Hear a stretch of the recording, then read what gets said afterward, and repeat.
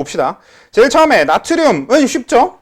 일단 조건상 질량수가 가장 작은 원자의 양성자수와 중성자수는 같다. 이건 사실 지난주에 잠깐 언급했던 부분인데 이 조건이 적혀있든 안 적혀있든 대부분 이렇게 문제를 풀게 됩니다. 근데 뭐 어차피 적어 줄 거니까 대부분의 문제들도 그래서 적어 드린 거고요. 그래서 아무튼 나트륨 같은 경우에는 질량수 22랑 24가 존재 비율이 50% 50% 하면은 얘는 평균 원자량 그냥 쉽게 평균 원자량 금방 구하잖아. 23. 그렇죠? 그래서 23이 되는 거고. 그다음에 1몰의 양성자수 같은 경우에는 얘네들이 존재 비율이 어떻고 상관없이 동위원소 22짜리든 24짜리든 그냥 전부 다 양성자수 한 개당 11개씩 들어 있는 거잖아요. 나트륨 원자 하나당 나트륨은 11개씩 들어 있는 거니까 1몰의 나트륨 속에는 동위원소의 비율과 전혀 상관없이 그냥 11의 양성자수를 가질 거고, 그러면 평균 원자량에서 그 1몰의 양성자수 뺀 만큼이 중성자수여야 되는 거잖아요. 그래서 12. 그렇죠? 그래서 여기까지는 그냥 개념적으로 잘 이해하고 있으면 당연히 되게 쉽게 풀릴 겁니다. 양성자수는 원래 그 원소, 그 원자의 양성자수 그대로 쫓아가면 되는 거고, 중성자수는 그 평균 원자량에서 우리가 구한 양성자수를 빼주면 나온다. 왜? 결국 질량이라는 건 원자의 양성자와 중성자 수가 결정하는 거니까. 전자의 질량은 우리가 무시해주는 거니까요. 그렇죠? 그래서 밑에 거 수소로 내려와 보면요. 뭐 이 수소의 경우에는 사실 이거는 이제 100% 팩트는 아닐 겁니다. 사실 중수소나 삼중수소 같은 경우에는 지구상의 존재 비율이 그냥 거의 없고 지구상에서 그냥 구하기 되게 힘든 애들이잖아. 원자력 발전이나 이런 데서 구할 수 있거나 우주에서 구해와야 되는 물질이다 보니까 존재 비율이 이렇게 높진 않을 건데 그냥 문제를 위한 가정이었다고 생각하시면 될 것 같아요. 문제를 위한 가정인데 그냥 계산하면 돼. 이것도 그냥 빠르게 다시 간단하게 정리를 하고 지나가 보면 그냥 가장 근본적으로 구하는 방법은 1 곱하기 0.6 더하기 2 곱하기 0.3 더하기 3 곱하기 0.1 이렇게 구하는 게 첫 번째 방법인 거죠. 근데 이렇게 구하는 것보다는 어떻게 하는 게 좀 더 쉽다. 다른 것들도 결국은 똑같은데 제일 작은 거 1은 그냥 갖다 놓고 더하기 1하고 2의 차이가 1이니까 1 곱하기 0.3 그 다음에 1하고 3의 차이가 2니까 2 곱하기 0.1 이런 방식으로 계산하는 게 더 쉽더라. 왜냐면 가장 작은 애 거만큼은 아니야. 요 얘기는 그냥 밑에 거 미지수로 있는 걸로 설명하는 게 더 편하니까 일단 이런 방식으로 계산하면 된다고요. 평균자는 계산하면 결과적으로는 1.5가 나오죠. 그리고 얘는 수소기 때문에 1몰의 양성자수는 그냥 1일 겁니다. 당연히. 그렇죠? 그렇게 되면 중성자수, 1몰의 중성자수는 0.5몰, 0.5 이렇게. 단위는 꼭 굳이 적진 않아도 돼요.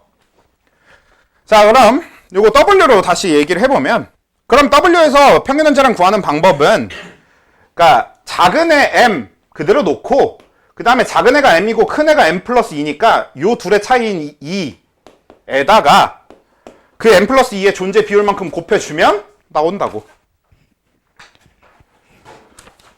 그러니까 뭐 방법은 되게 여러 가지야. 그냥 근본적으로 푸는 방법도 있고 내분을 이용하는 방법도 있고 내분점 찾기를 하는 것도 방법이고 뭐 어떻게든 푸시면 돼요.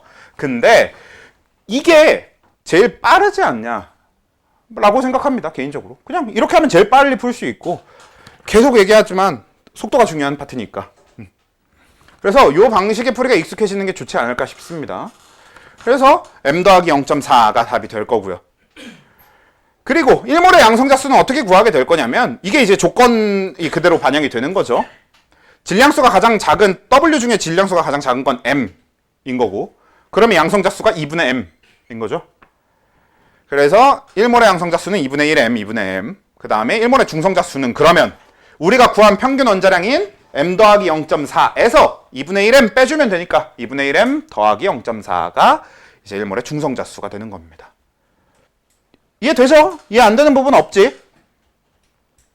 이해 안 되는 부분 있으면 얘기해 주세요. 뭐 지금 얘기 못하겠으면 끝나고라도 얘기해 주시면 되고 그 다음에 X로 내려가 볼게요. X는 이번에는 평균 원자량이 2M 플러스 0.8이고 1몰의 양성자수가 M 요쪽이 먼저 주어져 있는 거지.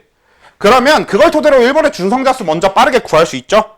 M 더하기 0.8 그쵸? 그냥 1몰의 양성자수를 평균 원자량에서 빼면 된단 말이야. 그래서 1몰의 중성자수 M 더하기 0.8 바로 구해줄 수 있고요. 그 다음에 1몰의 양성자수가 M 이란 소리는 X 질량수 작은 쪽의 질량수가 2M인 거 구할 수 있는 거고 그러면 마찬가지 계산입니다. 결국 2M 더하기 그 다음에 얘 뒤에 그 2M짜리랑 밑에 거는 그럼 2M 플러스 알파가 될 텐데 그럼 2n 플러스 알파 곱하기 0.4가 2n 플러스 0.8이 된다. 즉 요게 0.8이다. 뭐 이런 식으로 식을 세워도 되는 거고. 뭐 아니면 얘는 오히려 그냥 내분점을 이용하는 게 더 편할 수도 있겠고. 그래서 구해주면 알파가 2. 즉 큰 의 분자량은 2n 플러스 2다. 이렇게 구해줄 수 있는 거죠. 아, 분자량 아니고 원자량, 질량수. 네, 그렇게 된 다음에 이제 y로 넘어가 보면요. y는 1몰의 양성자수 n, 1몰의 중성자수 n 플러스 0.4. 요 두 개를 먼저 준 거고, 그럼 이걸로 평균 원자량 2n 플러스 0.4 구해오면 되는 거죠.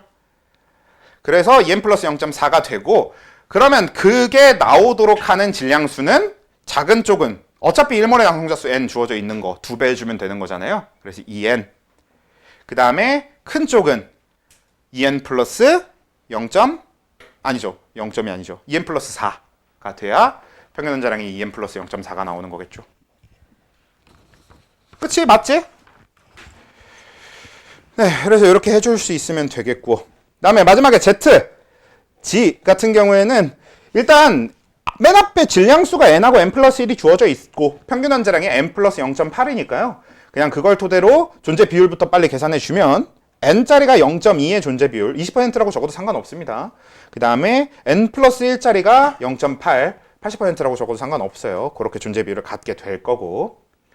그 다음에 작은 애의 질량수가 n이니까 1몰의 양성자수는 2분의 n. 그렇죠? 2분의 1n. 그 다음에 1몰의 중성자수는 2분의 n 혹은 2분의 1n 더하기 0.8 해주면 되는 거고. 네, 그렇죠? 그렇게 되겠고, 밑에 거 이제 x2, 아니 w2죠. w2 분자 쪽으로 넘어가 보도록 합시다. 그 위에 적혀 있는 거 보면 위에 원소들을 이용하여라고 되어 있으니까 말 그대로 우리가 그 위쪽 표에서 채웠던 h, w, x, y, z 얘네들 정보를 가지고 그냥 풀라는 얘기예요. 그러면 w2는 일단 분자량이 세 가지가 되는 거죠. 2m, 2m 플러스 2, 2m 플러스 4 이렇게 세 가지가 가능할 겁니다. 왜냐면 w가 이제 질량수가 m짜리랑 m 플러스 2짜리가 있는 거니까 w 두 개 갖다가 만들면 2m짜리랑 2m 플러스 2짜리랑 2m 플러스 4짜리가 만들어진다. 자, 그리고 여기서 존재 비율을 어떻게 구하는 거였냐면 m짜리 두 개 갖다 놓으면 되는 2m짜리는 0.8의 제곱이죠. 그 다음에 2m 플러스 2짜리는 m짜리랑 m 플러스 2짜리 갖다 만들어야 되는 거잖아요. 그럼 0.8 곱하기 0.2 끝인가요? 아니고 곱하기 2 해줘야 되는 거였지. 그치? 그래서 0.32가 이제 최종 답이 돼야 되는 거겠고, 그 다음에 2m 플러스 4짜리는 존재 비율이 0.04, 그러니까 0.2의 제곱이 되겠죠. m 플러스 2짜리의 제곱인 거죠. m 플러스 2짜리가 두 번 만나야 되니까. 자, 근데 요거를 좀 요렇게 표현을 좀 해볼게요. 그러니까 우리가 W짜리 이 W2를 만드는 과정에 있어서 W의 종류가 M하고 M 더하기 2니까 그러면 우리가 만들게 되는 W가 이런 느낌의 개념이 되는 거란 말이야. 그러니까 뭐야? 이렇게 둘이 만나서 2M짜리가 되든 이렇게 둘이 만나서 2M 플러스 4짜리가 되든 여기 둘은 알바가 아닌데 이게 2M 플러스 2 이게 2m 플러스 2 이렇게 되는 거다 보니까, 그렇죠? 그렇다 보니까 우리가 2m짜리가 될 확률은 m 이 둘의 존재 비율 그대로 곱해주면 끝. 얘도 이 둘의 존재 비율 그대로 곱해주면 끝인 게 맞는데 몇이냐 아까 0.2였죠? 0.2의 제곱 이렇게 곱해주면 되는 게 맞는 게 끝인 게 되는데, 근데 얘도 이 둘의 존재 비율 곱해주면 되는 건 여전히 똑같고, 근데 그건 여기도 마찬가지니까. 그리고 이 둘은 분자량이 같으니까 더해줘서 표현해야 되는 거. 근데 결국은 그냥 곱하기 2를 해주면 되는 거랑 똑같은 거지. 그리고 이거는 지난주에 수학적으로도 얘기를 했었죠. 이미 수학적으로 얘기했던 부분은 뭐였냐면 분자량이 m짜리랑 뭐 m 플러스 2짜리랑 있는데 얘 존재 비율이 p고 얘 존재 비율이 q다 라고 하면 존재 비율의 합이 몇이다? 1이어야 되니까 p 더하기 q는 1인 상태가 되는 거고, 우리가 이걸 수학적으로 증명하는 건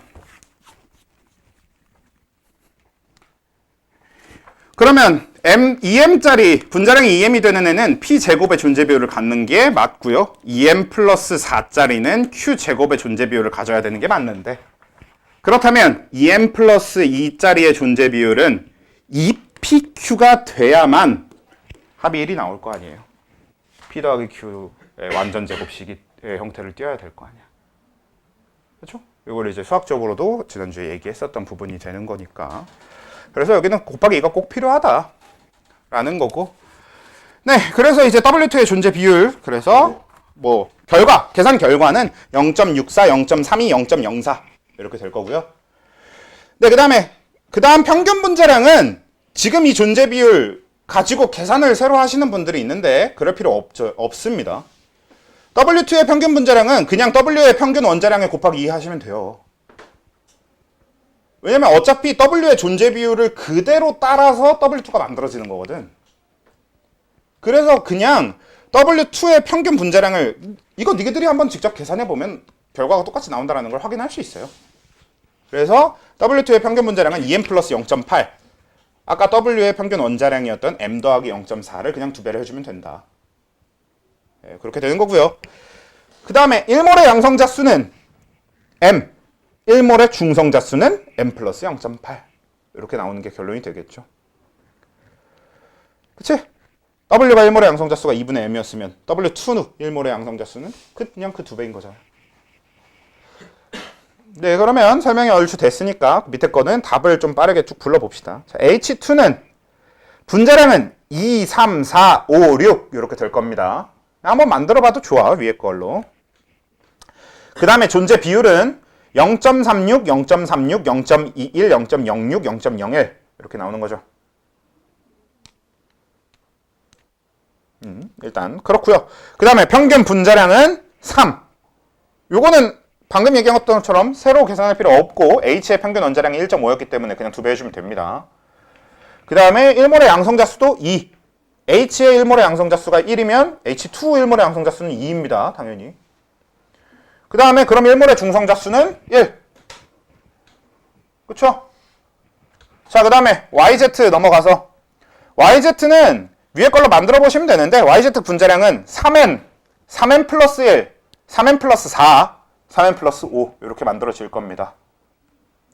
그렇게 되겠고 3n 존재 비율은 0.18, 3n 플러스 1의 존재 비율은 0.72, 3n 플러스 4의 존재 비율은 0.02, 3n 플러스 5의 존재 비율은 0.08 이렇게 될 거고, 그 다음에 평균 분자량은 3n 더하기 1.2, 1몰의 양성자 수는 2분의 3n, 그 다음에 1몰의 중성자 수는 2분의 3n 더하기 1.2의 형태가 될 거예요. 그 다음에 마지막 hx는 분자량은 2m 플러스 1, 2m 플러스 2, 2m 플러스 3, 2m 플러스 4, 2m 플러스 5 이렇게가 순차적으로 될 거고요. 존재 비율은 0.36, 0.18, 0.30, 0.12, 0.04가 됩니다. 다시? 답지 톡방에 올려드릴 거예요. 그 다음에 평균 분자량은 2m 플러스 2.3이 되겠고요. 이것도 마찬가지야. H의 평균 원자량이랑 X의 평균 원자량 갖다 그냥 더하면 돼요. 평균 분자량. 그 다음에 1몰의 양성자 수 m 더하기 1. H의 양성자 수랑 X의 양성자 수 갖다 더하면 돼요. 중성자 수 H의 중성자 수랑 X의 중성자 수 갖다 더하면 돼요. m 더하기 1.3. 자, 이렇게 되는 거고요. 일단 요거는 뭐 지난주에 우리가 설명한 거에서 사실 크게 벗어난 문제는 하나도 없어요. 제가 딱 지난주에 설명한 것만 가지고 하면 되는 것들만 문제를 만들었거든요, 일부러. 그리고 다음 주에는 이제 요거에서 좀 더 나가서 해야 될 어려운 문제들도 조금 더 추가해 볼 예정이고 위에 것도 좀 변형을 할 예정입니다. 그래서 다음 주에 제대로 보려면은 이번 주와 다음 주 사이에 요거를 이제 제대로 공부를 해야 되겠죠. 만약에 모르는 게 있다면 질문하시고 그렇게 해서 해야 될 겁니다. 그래서 넘어갈게요. 어차피 얘는 제 시험 당장 이걸로 제 시험을 보고 이럴 거는 이번 주 오늘은 아니니까 설명이 필요한 게 있으면 이따 얘기하시고 먼저 오늘 진도를 좀 이어서 나가 봅시다.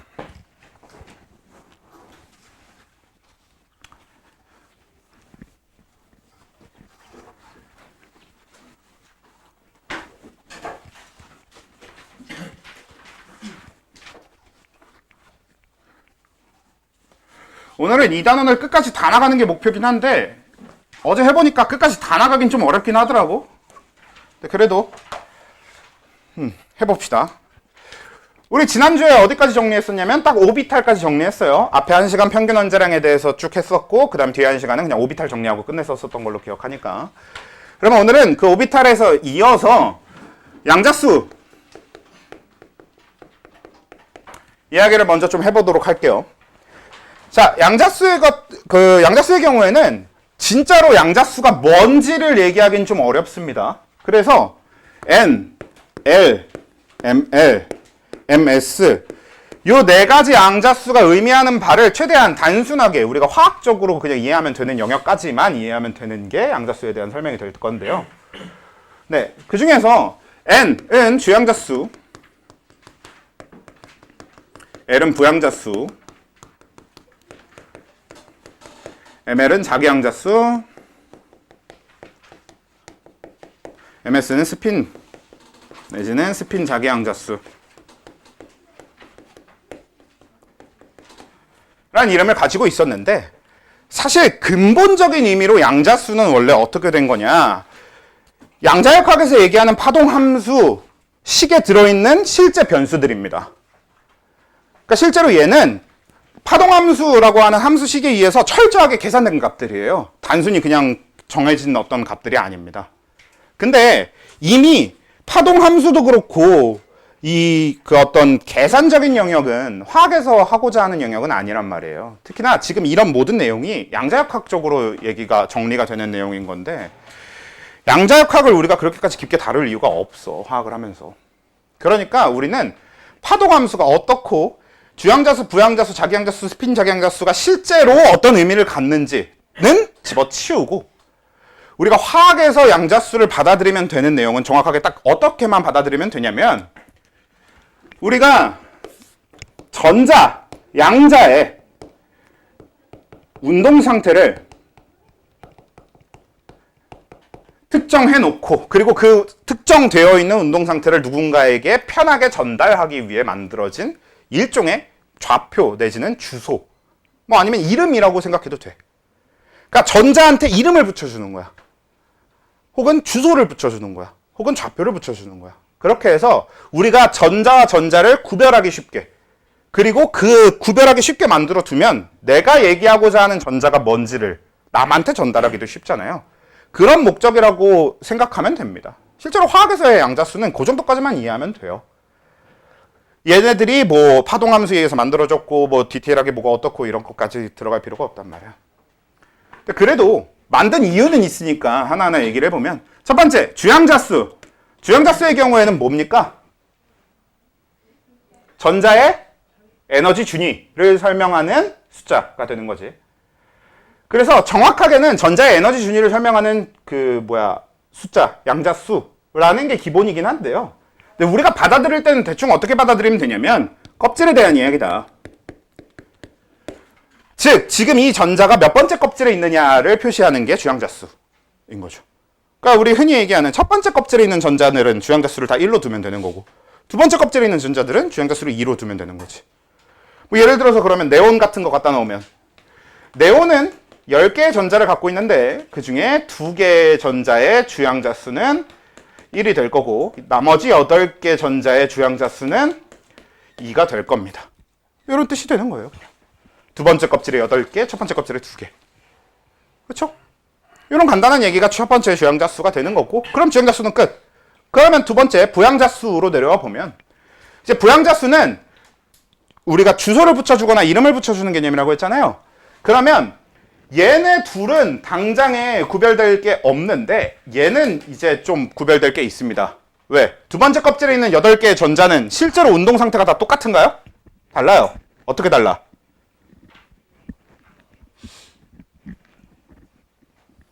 아니, 스핀부터 얘기하려고? 스핀은 이제 저 밑에 스핀이라고 글자가 들어간 게 있으니까 저기서 표현할 거 아니에요? 그거 말고 이 s 오비탈을 이 p 오비탈 이렇게 두 가지가 있잖아. 그러니까 s 오비탈, 즉 우리가 흔히 구형, 그렇죠? 구형의 형태를 띠고 운동 상태를 가진 거, s 오비탈에 전자가 배치되어 있는 이런 경우가 있을 거고, p 오비탈의 형태로 전자가 배치되어 있는 혹은 p 오비탈의 형태의 운동 상태를 갖고 있는 전자가 있을 겁니다. 그러니까 이 둘은 분명히 구분해줘야 되니까 그래서 부양자 수는 오비탈에 매겨진 주소다라는 거였죠. 그래서 얘는 어떤 오비탈에 들어있느냐를 표시하기 위해서 만들어진 숫자, 양자수라고 생각하시면 되는 거라서 얘는 그냥 S 오비탈은 0, P 오비탈은 1, D 오비탈은 2, F 오비탈은 3. 진짜로 우리 집에 집 주소 붙이듯이 그냥 붙인 겁니다. 그렇게 숫자를 붙인 거라고 생각하시면 돼요. 물론 우리가 책을 보면 주양자수와 부양자수의 관계를 표시하겠다고 이런 걸 얘기하는 경우가 좀 있어요. 어떤 게 있냐면 주양자수가 n인 껍질 안에는 n-1 개의 부양자수가 나타난다. 그러니까 뭐냐면 부양자수의 범위가 0에서 n-1이 된다. L의 범위가. 뭐 이런 식으로 정의하는 게 있습니다. 근데 크게 의미가 없는 게, 그러니까 이게 무슨 뜻이야? 우리가 주양자수가 1, 즉 첫 번째 껍질의 경우에는 부양자수의 범위가 0에서 0으로 정의가 되니까 그냥 0 하나밖에 없는 거죠. 근데 우리 두 번째 껍질로 가서 n은 2, 주양자수가 2일 때 얘기를 하면 부양자수의 범위가 0에서 1로 정의가 되는 거지. 그럼 부양자수가 0인 것과 1인 게 가능해지는 거고, 그러니까 S오비탈과 P오비탈이 있는 거고, 그러니까 우리는 ES와 EP를 얘기하게 되는 거잖아요. 만약에 세 번째 껍질을 얘기한다라고 하면 n이 3이 되니까 그러면 0에서 2까지가 범위가 되는 거고, 그럼 부양자수가 0, 1, 2 세 가지가 가능해지는 거죠. 그래서 3S, 3P, 3D가 있게 되는 거고, 네 번째면 0에서 3까지가 되는 거니까 그러면 0, 1, 2, 3 즉 4S, 4P, 4D, 4F가 가능해지는 거고, 요런 얘기랑 연결이 되는데, 근데 이건 우리가 이미 첫 번째 껍질에, 두 번째 껍질에, 세 번째 껍질에, 네 번째 껍질에 각각 있는 오비탈에 대한 얘기는 정리를 이미 했다. 그치? 지난주에 이미 정리를 했고, 그게 머릿속에 들어있는 상태로는 굳이 이런 걸 신경 쓰고 있을 필요까지는 없지 않냐. 그렇잖아요. 그래서 이거는 그러니까 책에 적혀는 있는데 저는 개인적으로 어떤 의미를 갖는지조차도 모르겠어요. 그러니까 별로 중요하지도 않은 것 같아요. 그래서 저렇게 되는 거고, 결국은 그냥 우리가 기억해야 되는 건 오비탈의 S오비탈의 부양자수는 0입니다. 그러니까 우리는 S오비탈에 들어있는 전자들을 부를 때 부양자수가 0인 오비탈의 전자야 이렇게 표현한다는 거고요. P오비탈에 들어있는 전자들을 부를 때는 부양자수가 1인 전자야 이렇게 표현한다는 거지. 그래서 만약에 내가 3D 오비탈에 들어있는 전자를 표시하고 싶다. 그러면 3, 2 이렇게 표현하는 거죠.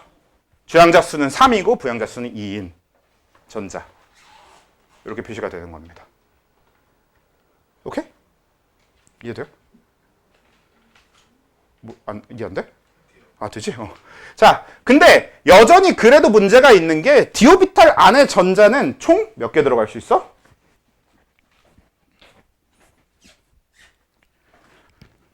10개, 그쵸? D오비탈에는 D오비탈 M 안에도 전자가 10개가 들어가기 때문에 뭐 예를 들어 3D 오비탈에 들어있는 전자 수 10개가 다 똑같은 이름을 가지면 안 되잖아요.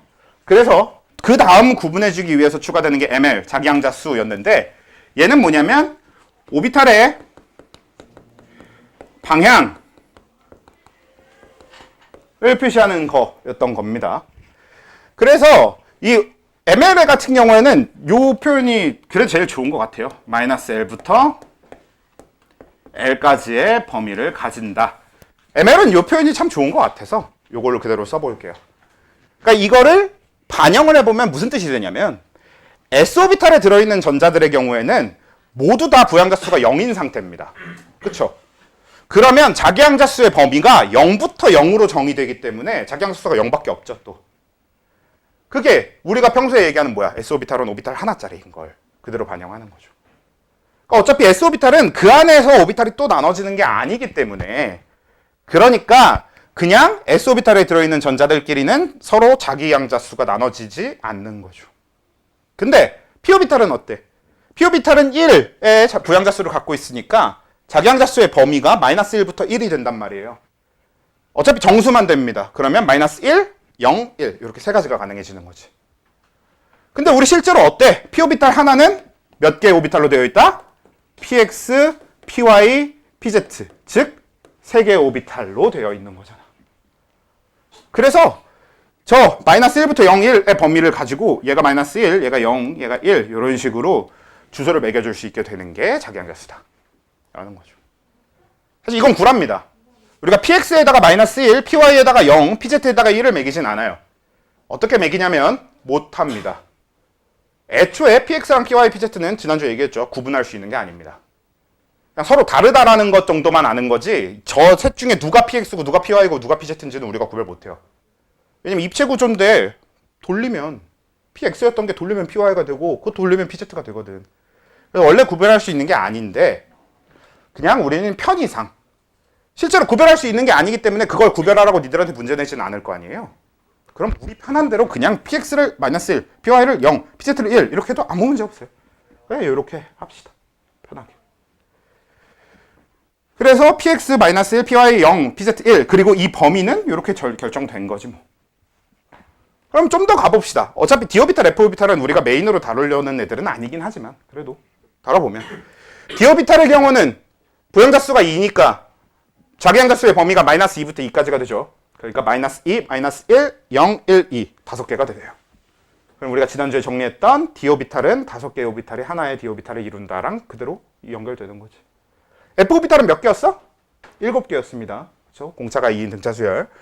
그래서 쟤는 이제 7개가 되는데 이것도 실제로 이 범위, 자기항자수의 범위를 따져보면 마이너스 3부터 3이니까 그러면 마3, 마2, 마1, 0, 1, 2, 3, 7까지 되는 거 맞죠? 그러니까 우리가 원래 알고 있었던 하나의 오비탈 안에 들어있는 사실 실제로는 몇 개씩 한 묶음이야 했던 그 몇 개 걔네들을 구분해주기 위한 게 이제 자기항자수다 이런 얘기가 되는 거고 사실 얘가 제일 간단하죠. 스핀 자기항자수는 스핀 방향 그래서 플러스 2분의 1 혹은 마이너스 2분의 1 이렇게 둘 중 하나. 여기서 좀 주의해줘야 될 게 있는데 물론 생략을 절대 하면 안 되는 건 아니에요. 근데 보통 생략 잘 안 합니다. 그러니까 제가 지금 적을 때 보면은 플러스 2분의 1이라고 플러스를 꼭 명시해서 적었잖아요. 보통 생략을 안 해서 적은 거예요. 위에 거에다가는 다 플러스 안 적었는데 저건 플러스를 적었잖아.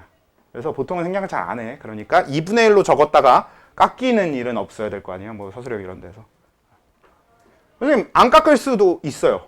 원래는 플러스 2분의 1을 2분의 1로 적는 게 사실 수학적으로 틀리지가 않잖아. 그러니까 안 깎을 수도 있어요. 근데 애들이 전체적으로 잘 봤으면 그런 거부터 깎겠지. 그러니까 깎일 건덕지를 주지 않아야 되니까 그냥 평소에 플러스 2분의 1 적는 걸 습관 아예 들어놓는 게 낫다. 그래서 그게 이제 마지막 스핀 자기항자수까지 되는 거고 그럼 이제 진짜로 어떤 전자를 갖다 놔도 우리는 그 전자에 정확하게 그 전자를 구별할 수 있는 번호를 깔끔하게 붙여줄 수 있게 되죠. 해볼게.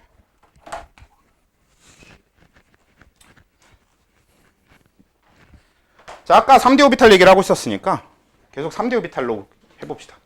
자, 3D 오비탈은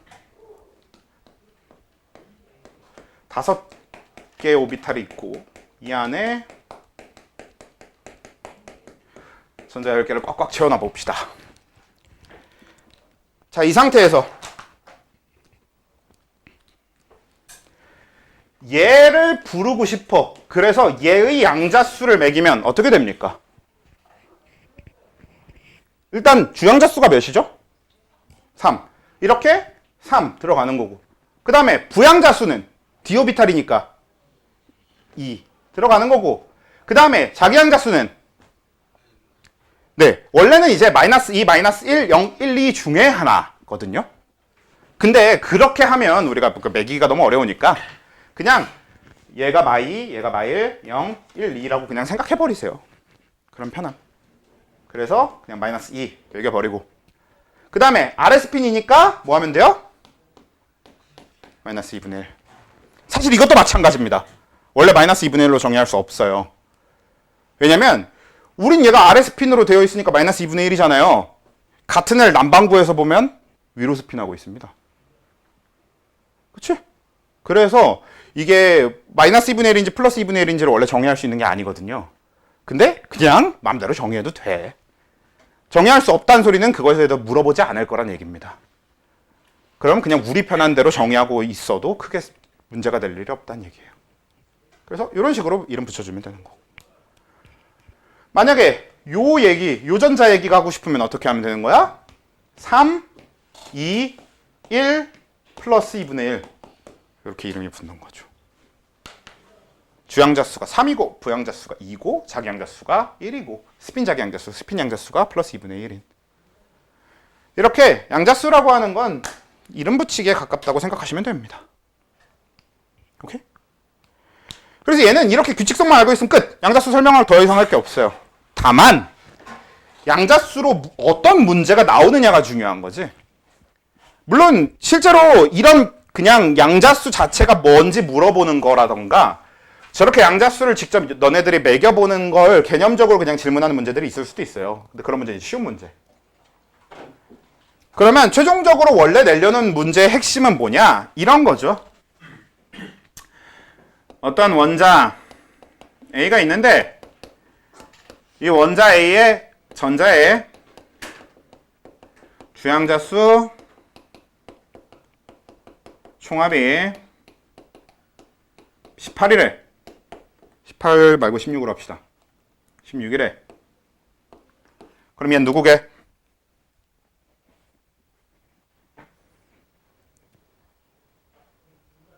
그러니까 이게 문제에서 내려고 하는 최종 결국은 이제 이런 문제를 내려는 게 목적이라는 거예요.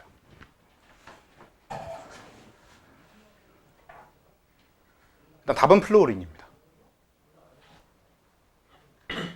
우리 연습해봤었잖아. 그렇지?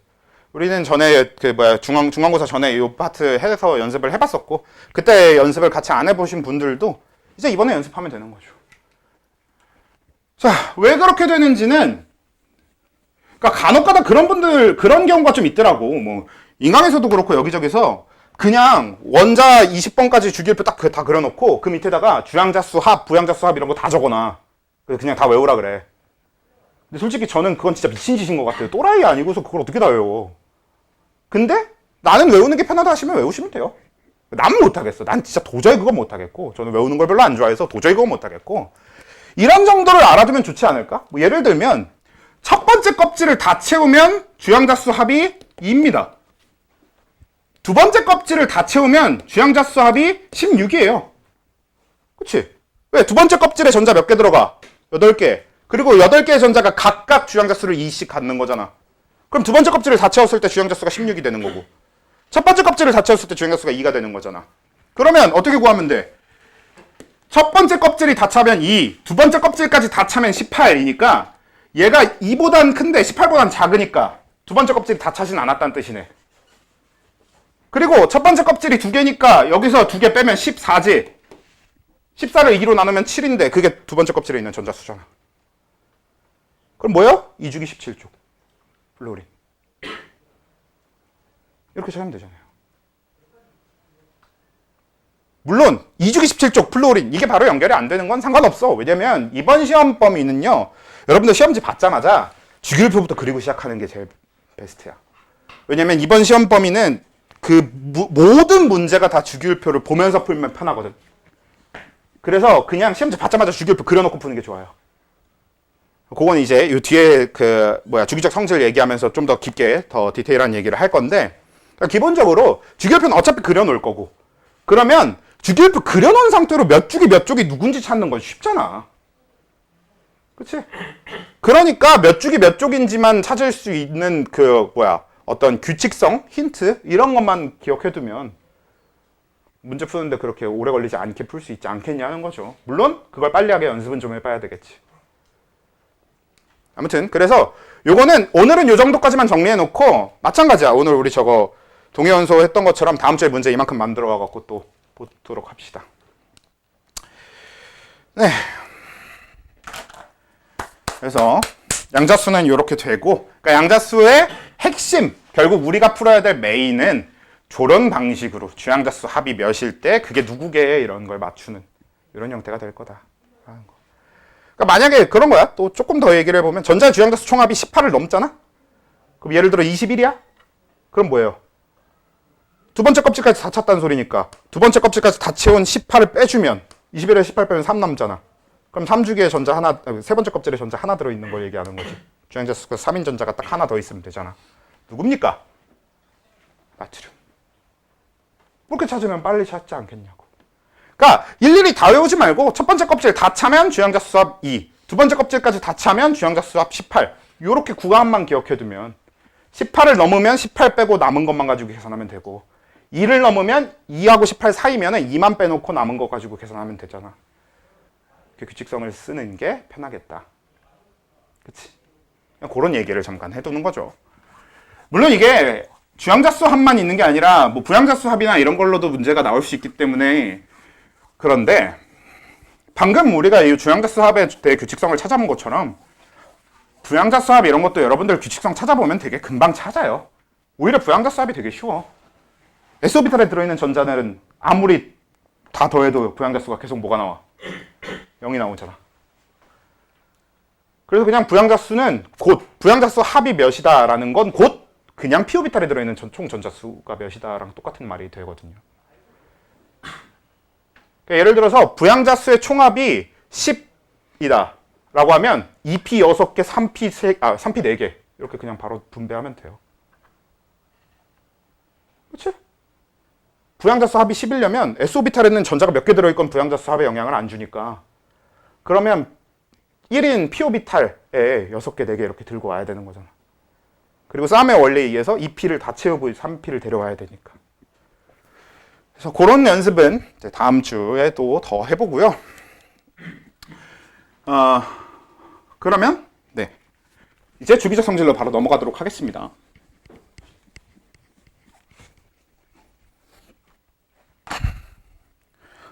자, 주기적 성질도 초반부는 좀 빠르게 훑을 건데 일단 주기율표부터 적어놓고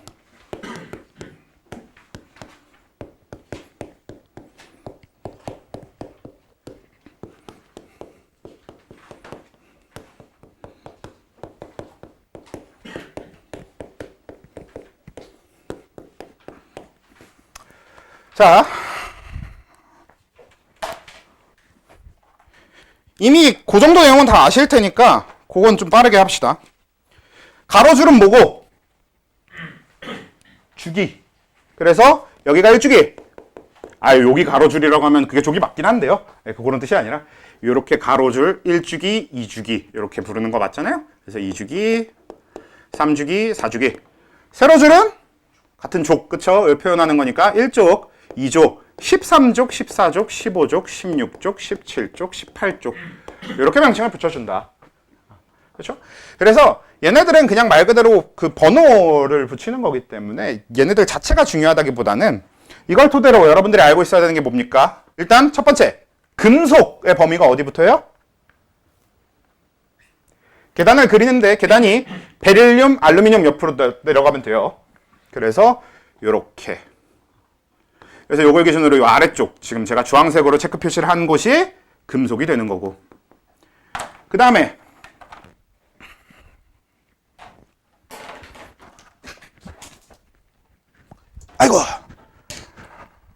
그 다음에 여기 붕소 옆 그리고 규소 옆 요렇게 해서 요 노란색 계단가 우리 주황색 계단 그린 거에 옆으로 한 칸씩 더 가서 계단을 하나 다시 그린 다음에 그 위쪽 여기가 뭐예요?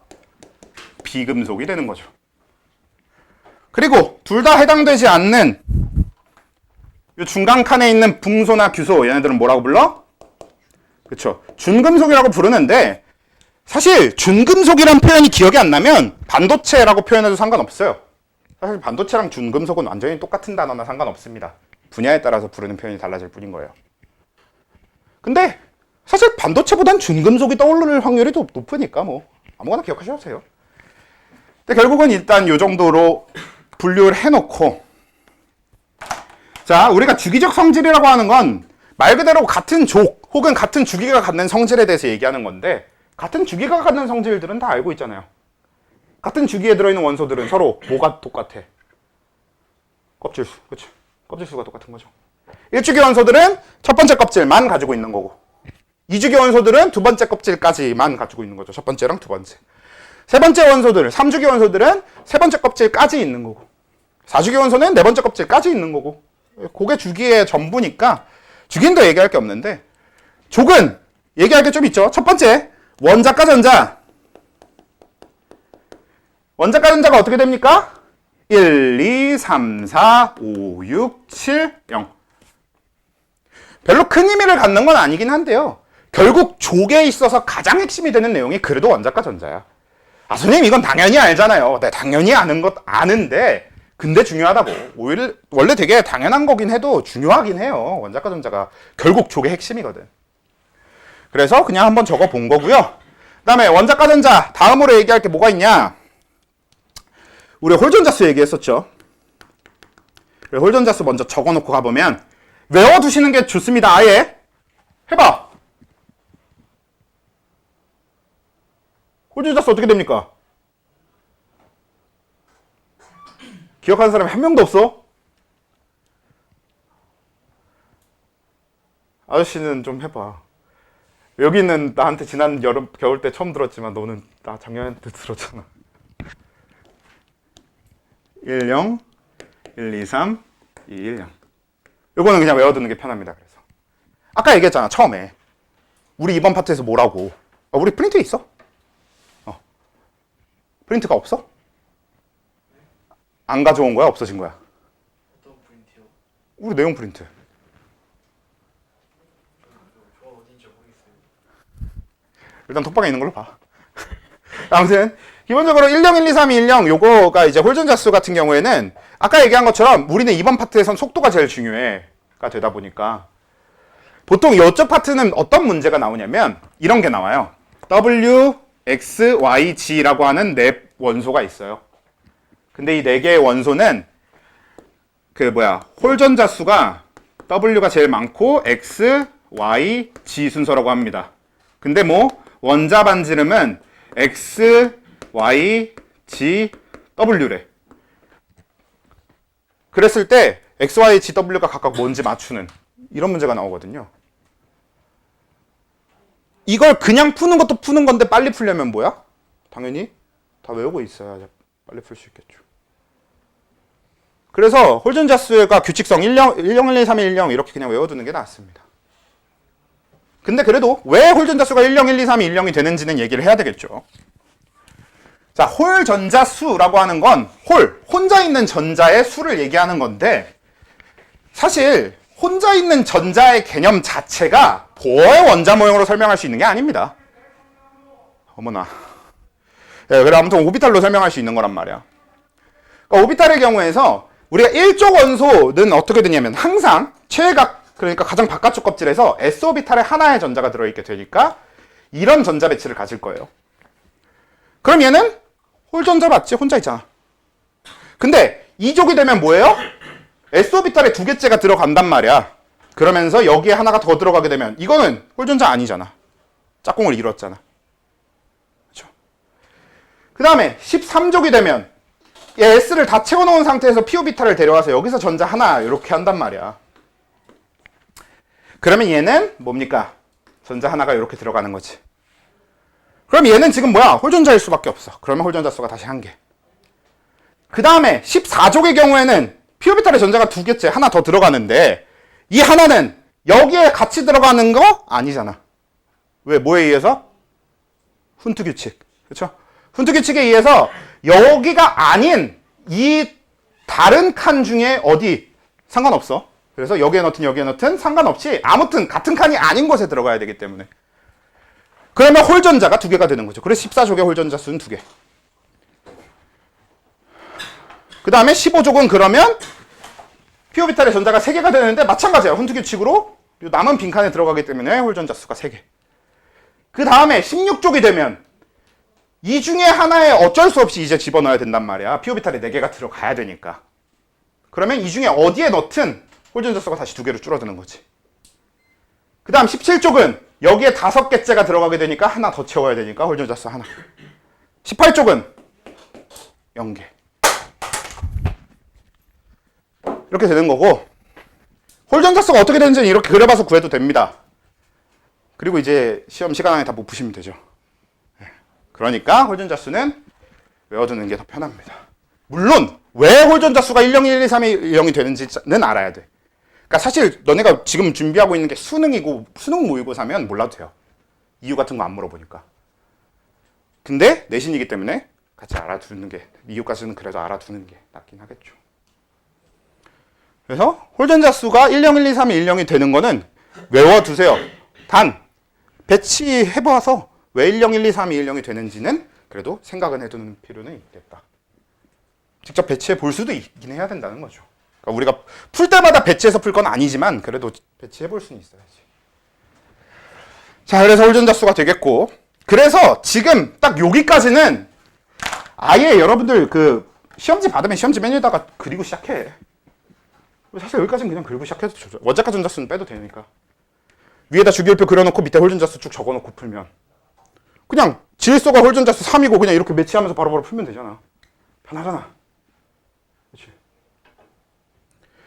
자, 그렇게 되는데 심지어 소화는 아니긴 한데 광복은 너네 광복 한 명이네 여기 지금. 너네 시험지 앞에 껍데기 생기지 않았어? 표지? 그치? 표지가 있으면 표지에다가 적은 다음에 풀어도 된단 말이야. 그러면 다른 모든 페이지를 풀 때 표지에다 그려놓은 걸 그대로 계속 보면서 풀 수 있잖아. 안 넘겨도. 그게 되게 좋은데 다른 학교는 그게 없어서. 근데 표지 없지? 없었던 것 같고. 너네는 없고 너네 표지 없지. 너희도 표지 없잖아. 표지 있는 학교가 지금 소아랑 광북밖에 없어서. 소아랜다. 운산. 운산이랑 광북밖에 없어가지고. 너무 안타까워요. 다른 학교들도 만들어줬으면 좋겠는데. 그럼 이거 하기 진짜 좋은데. 표지 딱 뒤에다가 적어놓고 그냥 보면서 옆에서 보면서 바로바로 풀면 넘길 필요도 없고. 너네도 그냥 어차피 맨 마지막에 빈 공간 있을 거 아니에요. 그 시험지에. 맨 마지막 맨 밑에다 그려놓고 이렇게 접어놓고 풀면 되지 뭐. 그치? 그래서 아무튼 그래서 이 정도는 그려놓고 푸는 게 좋아. 매 문제마다 그리라는 건 아니에요. 그러면 오히려 그리면서 시간을 다 써먹을 테니까 하나 그려놓고 계속 보면서 풀 수 있게 하면 좋지 않을까라는 얘기고요. 그 다음에 또 얘기해봐야 될 건 뭐냐면 이거는 이제 외워야 되는 것보다는 그냥 정리할 거. 뭐냐면 이온 전하량. 어떻게 됩니까? 이온 전하량? 1쪽의 이온 전하량은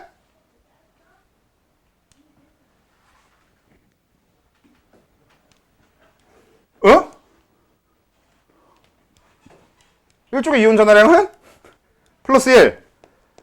2쪽의 이온 전하량은 플러스 2. 13쪽의 이온 전하량은 플러스 3. 14쪽의 이온 전하량은 없어요. 여기는 따고. 15쪽의 이온 전하량은 마이너스 3. 16쪽의 이온 전하량은 마이너스 2. 17쪽의 이온 전하량은 마이너스 1. 18쪽의 이온 전하량은 없죠. 자, 이온 전하량은 뭐에 의해 결정이 되는 거냐면 원자과 전자수에 의해 결정이 되는 거죠. 우리가 뭐야? 이온이 된다라고 하는 건 어떤 목적을 가지고 있다. 옥텟 규칙을 만족하려는 목적을 가지고 있다. 그래서 원자과 전자가 7개인 17쪽의 경우에는 당장에 하나 더 채우면 이 껍질이 가득 차버린단 말이야. 그러면 전자를 하나 더 가져오는 방식으로 이온이 만들어지고 그럼 마이너스 1가가 되는 겁니다. 거기서 한 칸 옆인 6 얘는 원자과 전자가 6개니까 2개 가져오면 8개 다 차잖아. 그러니까 2개를 가져오는 방식 마이너스 2. 얘도 5니까 마3. 근데 얘 4가 중요한 게 4다 보니까 4개를 버리는 것도 가능하고 4개를 얻어오는 것도 가능하긴 하거든. 근데 애초에 14적 원소는 단독으로 이온이 될 일이 아예 없습니다. 절대로 없어요. 왜냐면 규소의 경우에는 준금속이다 보니까 이온을 띨 일 자체가 진짜 극단적으로 적고요. 탄소는 이온을 만드는 것 자체가 억지로도 안 만들어져요. 사실 질소도 질소 이온이 없거든. 근데 질소 이온은 사람이 인공적으로 만들면 되게 쉽게 만들어져요. 그냥 어느 정도 온도와 압력을 맞춰주면 질소 이온이 만들어지거든. 근데 탄소 이온은 때려 죽어도 인간이 만들긴 또 엄청나게 힘들어요. 왜냐면 탄소는 온도를 일정 이상으로 높이거나 해버리면 탄소 이온이 만들어지는 게 아니라 뭐 다른 물질이랑 반응을 해버린다던가 아니면 다이아몬드 흑연 같은 걸 만들어버린다던가 이렇게 되니까. 그래서 탄소는 이온이 될 일이 없고 14족은 이온이 될 일이 없고 애초에 우리가 다룰 일이 없으니까 X. 그래서 없다고 생각하시면 되고. 근데 그거보다 앞쪽으로 오게 되면 어떻게 됩니까? 1족이나 2족, 13족은 원자과 전자수가 1개, 2개, 3개니까 어떻게 돼? 7개, 6개, 5개를 가져오는 선택보다는 1개, 2개, 3개를 버리는 선택을 하는 거잖아요.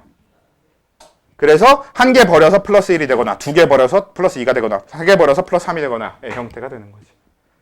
여기는 버리는 애들. 얘네들이 버리는 애들이기 때문에 금속이에요. 그렇죠? 그리고 여기는 가져오는 애들. 가져오는 애들이라서 비금속인 거고. 그래서 이온 전화량 같은 경우는 이렇게 외우고 있어야 돼. 알고 있어야지. 이거는 1쪽의 이온 전화량이 플러스 1가, 2쪽의 이온 전화량이 플러스 2가, 13쪽의 이온 전화량이 플러스 3가. 이거는 그냥 알고 있어야 됩니다. 이것도 만약에 나는 외워야 되겠다 싶으면 외워주셔야 되는 부분이에요. 이번에 처음 알았다 이러면 외워주셔야 되는 부분입니다. 자, 그리고 요거는 가장 단순한 얘기만 했고 여기서 끝내면 되겠고, 그럼 이제 본격적인 주기적 성질의 시작이 원자 반지름이죠. 어우, 시간 없어. 자, 원자 반지름 이야기를 빨리 해봅시다. 자, 원자 반지름이 뭐였냐? 원자의 크기에 대한 이야기입니다. 그렇지? 원자 반지름이 크다라는 이야기는 원자가 크다라는 이야기인 거고, 원자 반지름이 작다라는 이야기는 원자가 작다라는 이야기야. 그래서 원자의 크기에 대한 이야기인데, 원자 반지름은 어떻게 정의하는 걸까요? 즉, 원자의 크기는 어떻게 정의하는 걸까요? 여러분들이라면 원자의 크기를 어떻게 인식하겠어? 일단 원자의 가운데는 무조건 뭐가 있죠? 핵이 있죠.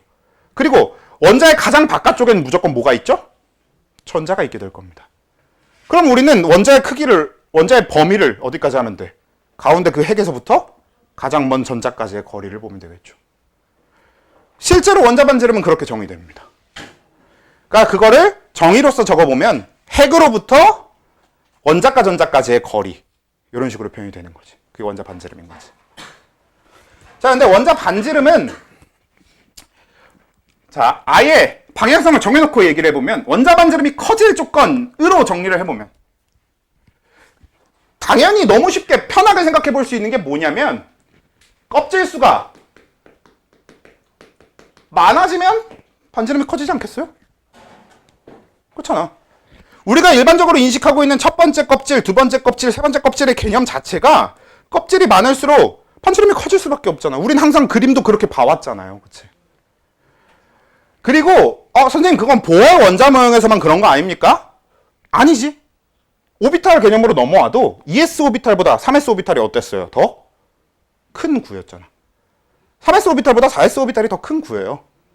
그러니까 어차피 보어 원자 모형에서 쓰던 그 크기, 껍질의 개념을 오비탈로 넘어왔다고 해서 못 쓰지 않으니까 똑같이 생각해주면 돼, 결국에.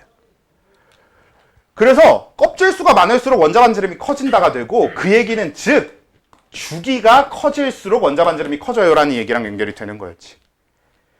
그래서 원자 반지름이 커지는 방향은 아래로 갈수록 커진다가 되는 거죠.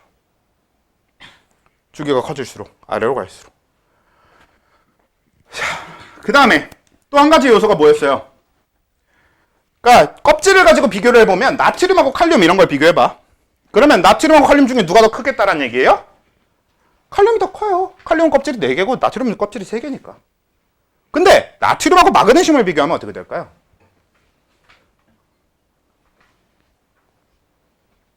둘은 일단 껍질 수는 같잖아. 그러면 나트륨하고 마그네슘은 껍질 수가 같으니까 그냥 반지름이 같을까? 그건 아니잖아. 왜 아니야? 뭐가 다른데? 반지름에 영향을 줄 만한 요소가 또 뭐가 있을까요? 껍질 수 말고.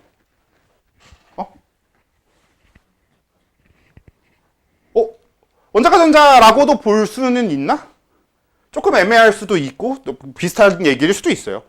근데 좀 더 제대로 된 표현으로 이제 핵 전하량이 되는 거지.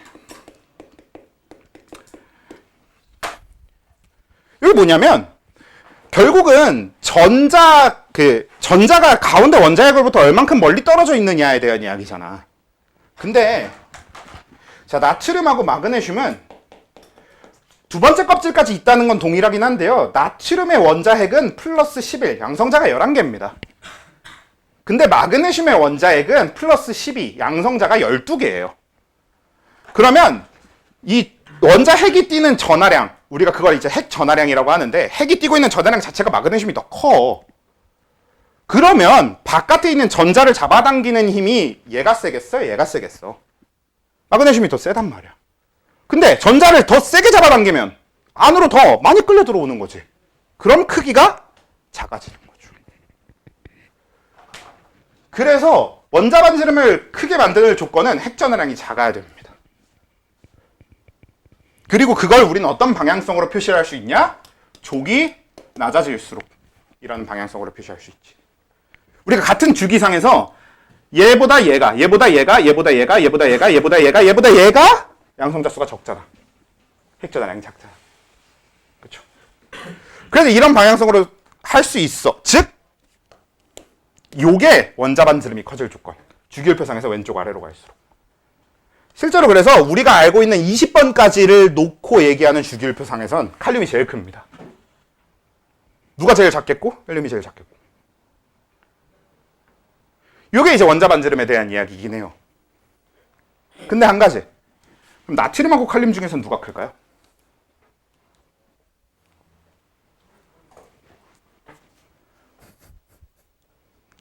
나트륨하고 칼륨은 누가 더 커? 칼륨이란다. 미안해요. 칼슘. 나트륨하고 칼슘.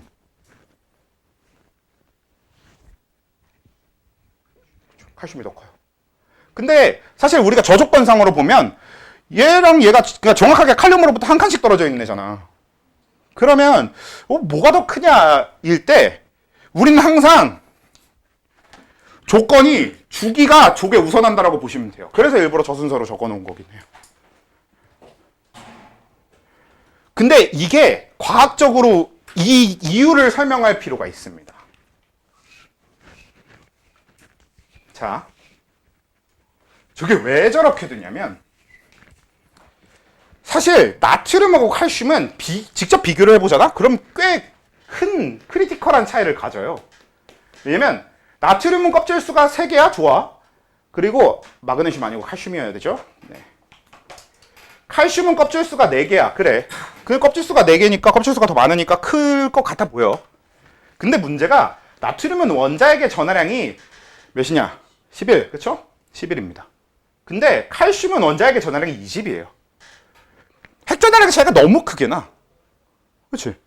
그러면 얘는 분명히 핵전하량이 9나 차이 나니까 핵전하량이 너무 커. 그러면 반지름이 엄청나게 작아질 조건인데 근데 왜 껍질수가 우선이 되느냐가 바로 이제 가려막기 효과에 대한 이야기인데 기억이 나십니까?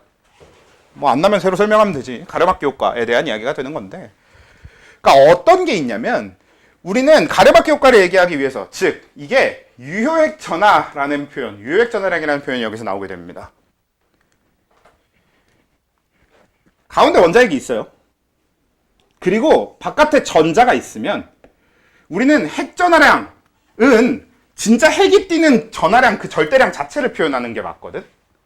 그래서 나트륨의 핵 전하량은 11, 마그네슘의 핵 전하량은 12, 칼슘의 핵 전하량은 20 이렇게 표현이 될 거예요. 근데 유효 핵 전하량은 뭐냐? 실질적으로 원자과 전자가 받게 되는 핵의 전하량을 유효 핵 전하량이라고 해요. 근데 약간 어떤 개념이냐면 결국에 이 전자가 받게 되는 알짜 힘의 개념입니다.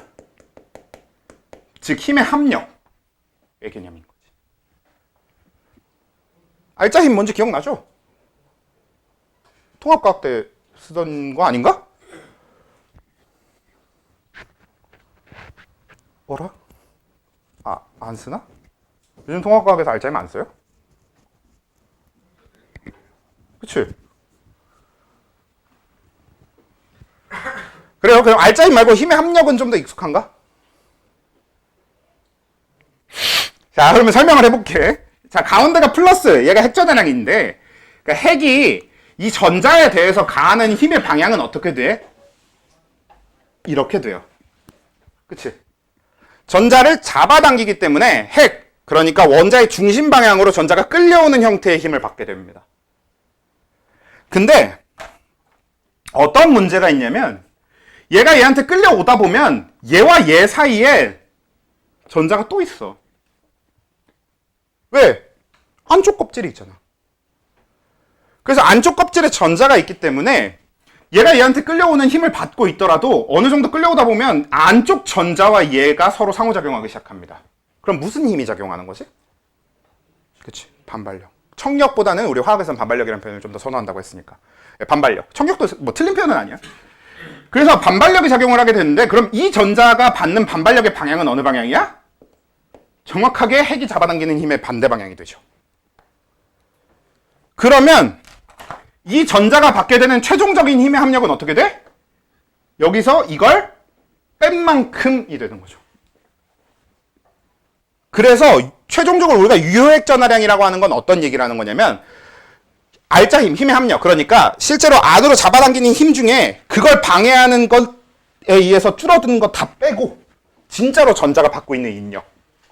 요거를 이제 유효핵 전하라고 부르는 거거든. 그러니까 방해하는 요소가 생기면 그만큼 핵 전하량을 줄여서 받게 되는 거고 그래서 유효한 핵 전하량은 그만큼 줄어들었다라는 얘기가 되는 거거든. 그리고 요 효과가 방금 얘기한 전자간 반발력인데 근데 저 반발력을 가려막기 효과라고 그냥 부르는 겁니다. 아니 그냥 반발력인데 왜 못하러 가려막기 효과라고 이름을 지어서 불러요? 왜냐하면 요 반발력, 요 가려막기 효과가 가진, 요 반발력이 가진 좀 특이한 효과 때문에, 좀 특이한 점 때문에 그런데요. 얘는 핵하고 전자 사이의 상호작용, 인력을 방해하는 힘의 형태다 보니까 같은 껍질에 있는 전자끼리의 반발력하고 바깥쪽 껍질에 있는 전자와 안쪽 껍질에 있는 전자끼리의 반발력은 사실 똑같거든요, 원래는. 근본적으로 반발력 자체는 똑같아. 자, 다시. 세 번째 껍질에 전자가 2개 있어. 그리고 안쪽 껍질에 전자 8개가 있겠지만 하나만 적어 놓을게요. 그랬을 때 이둘의 반발력하고 이둘의 반발력은 사실 거의 똑같아요. 근데 핵전하를 방해하는 정도는 얘는 사실 방해 별로 안 하지. 근데 얘는 엄청나게 방해할 거 아니야. 그래서 방해하는 정도가 다른 거지. 그래서 가려막기 효과라는 이름을 따로 붙여서 부르는 거예요. 왜냐면 실제 반발력은 똑같지만 가려막기 효과는 보통 얘가 0.5 정도 된다고 합니다. 서로 껍질이 다를 때는 0.5 정도로 표현을 하고요. 같은 껍질에 있는 전자끼리는 0.2의 가려막기 효과를 가져요. 그래서 가려막기 효과라는 따로 별도의 이름을 갖고 있는 겁니다. 근데 그 안에 들어있는 원리는 전자 반발력이 맞아. 그래서 결국 다시 원점으로 돌아가서 이 가려막기 효과의 얘기를 왜 했냐? 그래서 이 가려막기 효과 때문에 전자가 받게 되는 실질적인 핵전하, 즉 유효 핵전하량은 원래 핵전하량보다 많이 줄어들게 되는 거죠. 그래서 어떻게 되냐면 나트륨하고 칼슘은 핵전하의 차이는 9가 나는데요. 유효 핵전하의 차이는 한 2, 3 정도밖에 안 납니다. 엄청나게 줄어들어요. 그러니까 여전히 유효 핵전하도 칼슘이 더 크긴 커. 근데 유효 핵전하의 차이가 너무 엄청 줄어드는 거지, 실제 핵전하 차이에 비해. 그러면 껍질수의 차이가 효과가 훨씬 클 수밖에 없는 거죠. 그래서 우리는 주기가 조게 돼 우선해 라고 기억하시면 됩니다. 원자 반지름 할 때는. 오케이? 그래서 그렇게 적용해주면 되니까 왼쪽 아래로 갈수록 커진다. 그리고 그때도 아래에 있는 애가 위에 있는 애보다 크다를 우선 적용하자는 거죠. 칼슘이 나트륨이 칼슘보다 더 왼쪽에 있지만 상관없어. 칼슘이 더 아래에 있으니까 칼슘이 더 커. 이런 방식으로. 마그네슘이 리튬보다 무조건 커. 알루미늄이 리튬보다 커. 이런 방식으로. 그리고 방금 마지막에 했던 얘기가 문제가 됩니다. 근데 자, 기본적으로 여러분들은 아래에 있는 애가 위에 있는 애보다 크다. 그러니까 주기가 클수록 큰데 주기가 큰 애들 이걸 우선적으로 적용해 주는 게 맞거든요. 근데 실제 값이 리튬이 알루미늄 그리고 그 이하의 원소들보다 큽니다.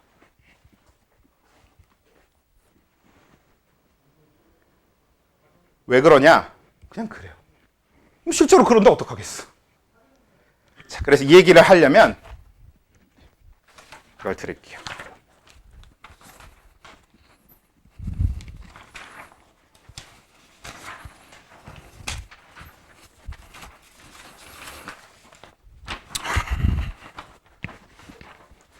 실제로 시험 직전에는 아예 이 그래프를 통째로 외워가서 그냥 시험을 보시는 분들도 있어요. 저는 개인적으로 제가 선호하는 방식은 아니긴 한데 도움이 엄청나게 될 거인 건 확실하긴 합니다. 이거 그래프 자체를 외워가면 도움은 많이 됩니다. 내가 좋아하는 방식이 아니라서 그렇지. 그냥 제가 외우길 싫어해서 저는 그렇게 학생들한테 시키지는 않는 편이긴 한데요. 외워가면 도움은 되는 편이긴 합니다. 그러니까 문제는 그거지. 외우는 노력이 10이면 실제로 10만큼 도움되진 않아요. 뭐 한 5 정도의 효과를 받긴 하겠는데, 그러니까 효율은 개쓰레기긴 한데 일단 외웠을 때 도움은 된다. 그냥 그런 얘기. 그래서 지금 첫 번째가 유액전화 그래프예요. 자, 유액전화 그래프를 보면은 우리가 아까 얘기했던 것처럼, 그러니까 리튬하고 나트륨, 여기는 이제 칼슘까지는 안 나와 있으니까. 자, 리튬하고 나트륨의 원래 핵전화의 차이는 3하고 11, 즉 9잖아요. 근데 유액전화 차이 봐봐. 얼마 나지도 않아. 이런 개념인 거지.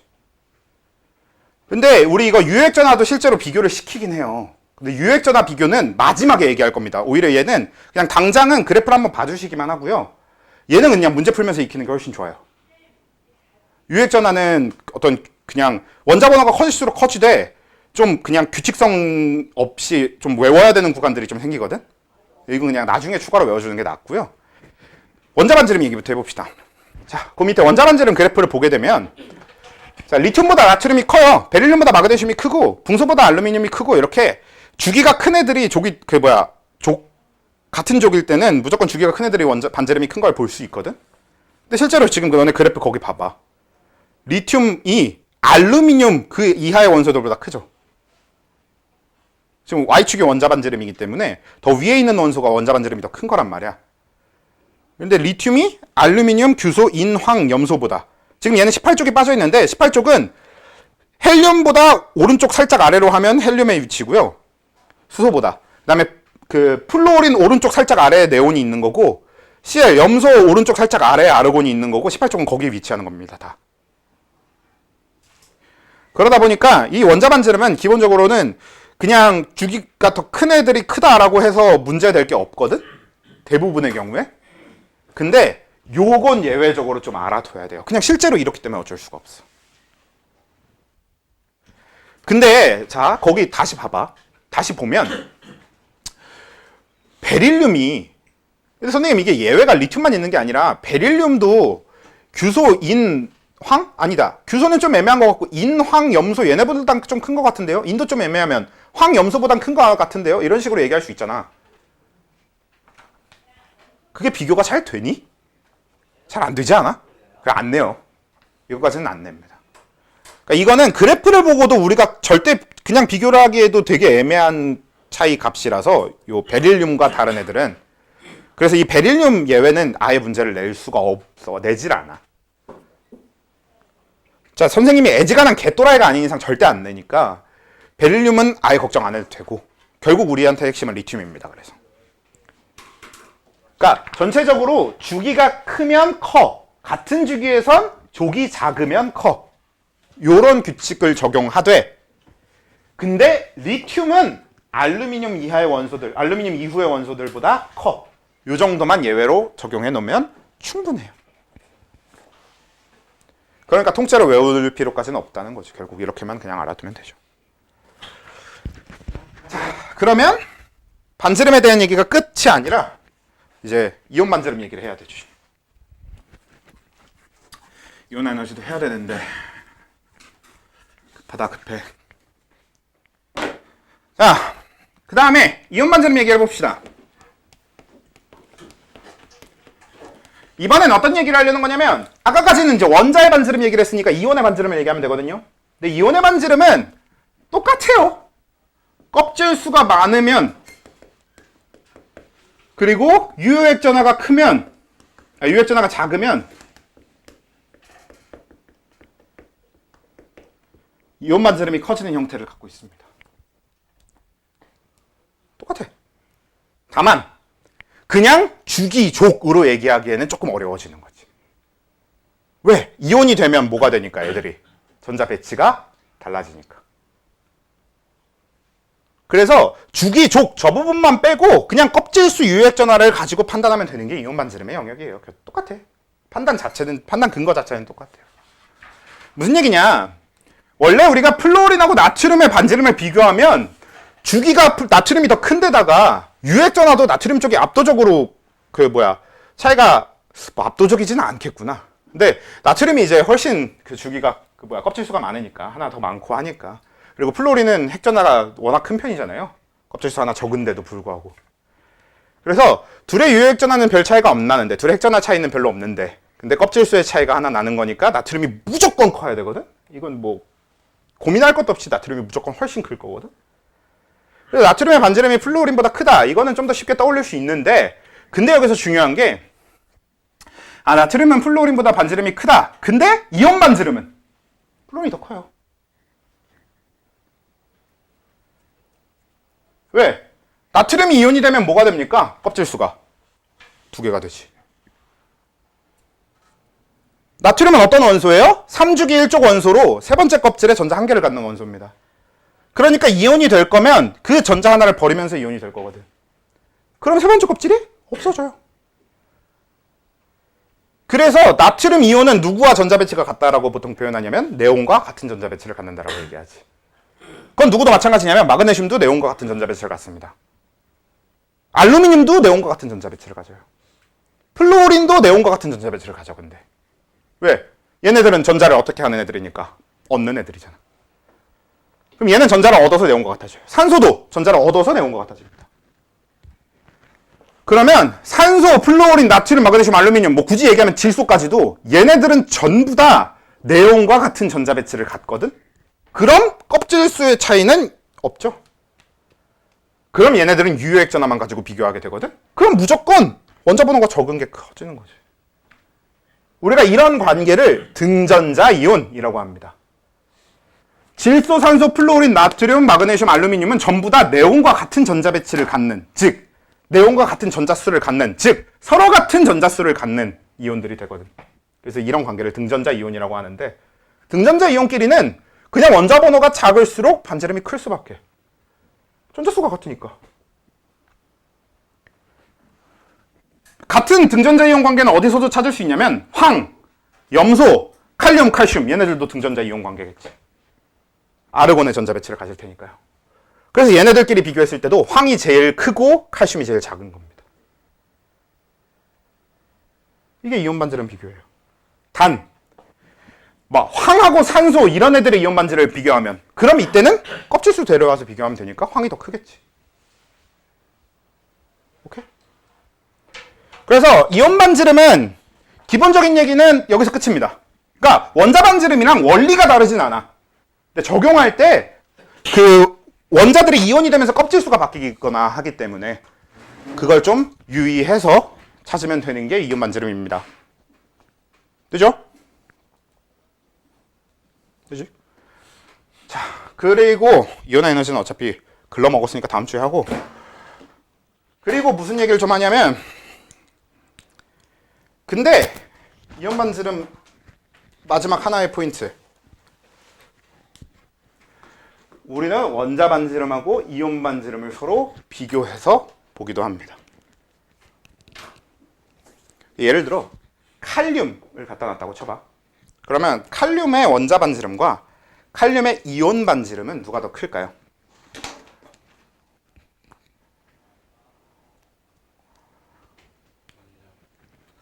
네, 칼륨의 원자 반지름이 더 커요. 왜? 칼륨은 원자일 땐 껍질수가 4개거든. 근데 칼륨 이온이 되면 껍질수가 3개거든. 그러니까 양이온이 되는, 즉 금속들은 원자일 때보다 이온이 될 때 무조건 원자 반지름이 작아지는 형태일 수밖에 없어. 전자를 버리면서 껍질수가 줄어드는 게 금속들이잖아. 그렇죠? 그렇지? 그렇죠? 그래서 양이온이 되는 애들은 이렇게 되는 거지. 그래서 보통 금속은 원자 반지름, 이온 반지름보다 큽니다. 그럼 비금속은? 뭐 예를 들어 플루오린을 가져와 볼게. 플루오린은 어떨까요?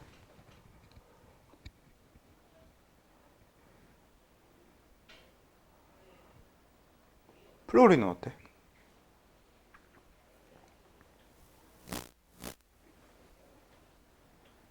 그냥 생각나는 대로, 생각할 수 있는 대로 같다 정도도 많이 보통 같다가 합리적이지 않아요?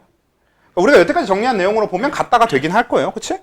왜냐면 지금 원자 반지름에 영향을 주는 요소는 이온이든 원자든 결국은 껍질 수가 몇 개고 핵전화량이 얼마고인데, 플루오린 원자와 플루오린 이온을 비교했을 때는 껍질 수가 똑같고 핵전화량이 똑같거든. 그럼 반지름이 똑같아야지 되는데 이온 반지름이 더 커요. 왜 이온 반지름이 더 크냐면 얘가 왜 원리적으로 이온 반지름이 더 크게 성립하냐면 아 선생님 그러면 얘네들로만 결정되는 건 아니네요? 아니에요. 얘네들로만 결정한 겁니다. 이것도. 왜? 플로린 원자와 플로린 이온은 껍질 수는 같은 게 맞거든요. 근데 유액 전하량은 달라요. 전자수가 하나 늘잖아. 전자수가 하나 늘면 아까 우리가 얘기한 뭐 가려막기 효과가 늘어나요. 그러면 핵 전하량은 똑같았을지 몰라도 유효액 전하량은 줄어들게 되지. 그래서 유효액 전하량이 줄어들면서 반지름이 커집니다. 일단 원리적으로는 이래요. 근데 이거는 그냥 우리가 편하게 이해하기 쉬운 쪽으로 가보면 그냥 이런 겁니다. 우리가 너네들을 원을 만들어서 운동장에 원을 만들어서 서라고 했을 때 7명이 서 있다가 한 명 더 집어넣었어. 그러면 8명이 동그랗게 원을 만들어서 서려면 원의 크기가 커져야 되잖아. 당연한 얘기지. 그냥 그런 식으로만 받아들여도 충분하긴 한데요. 기본적으로 원리적으로는 유액 전하량이 차이가 나는 겁니다. 전자수가 늘어나면서 유액 전하량이 그만큼 감소해요. 가려막기 효과가 커져서. 그리고 이건 모든 누구한테 다, 모든 비금속한테 다 성립하는 얘기지. 누구 빼고? 수소 빼고. 수소는 여기 금속에다가 플러스 수소. 수소나 금속들은 원자 반지름, 이온 반지름보다 크다. 근데 비금속은 전부 다 이온 반지름이 더 크다. 거꾸로 얘기하면 뭔지 알아? 원자 반지름하고 이온 반지름을 그래프로 쭉 줘. 그러면 그것만 비교해도 우리는 어떤 게 금속이고 어떤 게 비금속인지 알 수 있어야 된다는 얘기입니다. 실제로 그런 문제 되게 많이 나와요. 그래서 여기까지가 반지름에 대한 얘기는 끝났고, 그럼 이제 주기적 성질이 딱 한 파트 남았어. 이온화 에너지. 그냥 그건 아예 통째로 다음 주에 합시다. 이온화 에너지가 사실 제일 중요하고 그게 문제를 가장 어렵게 만드는 요소긴 한데요. 이온화 에너지가. 그러니까 차라리 다음 주에 끈덕지게 하지 뭐. 그것만 하면 아예 2단원 끝나거든요.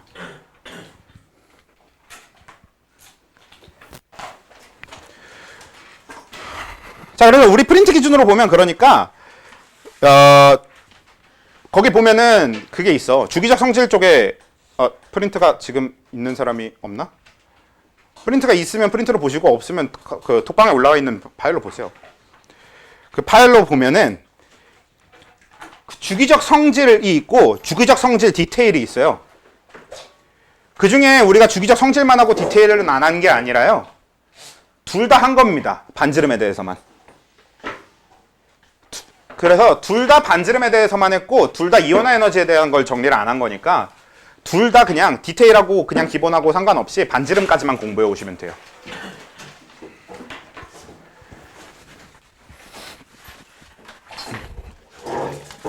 아이고. 보면은 여기 보면은 여기까지 보셨잖아요. 여기 디테일즈에서 여기에 더 있단 말이야. 그러니까 우리가 요거 이온 에너지 요거 안 했으니까 이걸 일단 건너뛰고, 그리고 여기서부터 요만큼 해서 여기도 이온 에너지 전까지 여기가 우리가 진도 나간 부분이라는 겁니다.